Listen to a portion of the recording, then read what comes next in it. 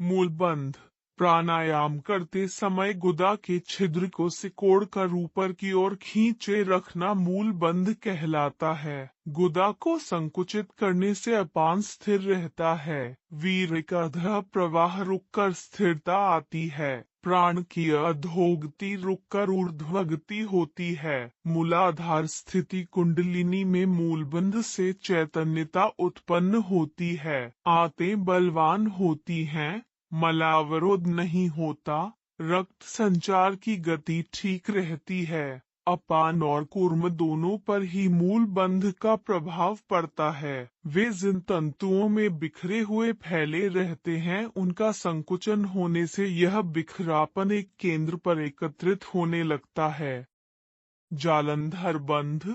मस्तक को झुकाकर ठोड़ी को कंठकूप। कंठ में पसलियों के जोड़ पर जो गड्ढा है उसे कंठकूप कहते हैं। में लगाने को जालंधर बंध कहते हैं। जालंधर बंध से श्वास प्रश्वास क्रिया पर अधिकार होता है। ज्ञान तंतु बलवान होते हैं। हठ योग में बताया गया है कि इस बंध के 16 स्थान की नाड़ियों पर प्रभाव पड़ता है। 1 पादांगुष्ठ, 2 गुल्फ, 3 घुटने, 4 जंघा, 5 सीवनी, 6 लिंग, 7 नाभि, 8 हृदय, 9 ग्रीवा, 10 कंठ, 11 लंबिका, 12 नासिका, 13 भ्रू, 14 कपाल, 15 मूर्धा और 16 ब्रह्मरंध्र। यह 16 स्थान जालंधर बंध के प्रभाव क्षेत्र हैं। विशुद्ध चक्र के जागरण में जालंधर बंध से बड़ी सहायता मिलती है। अड्यान बंध।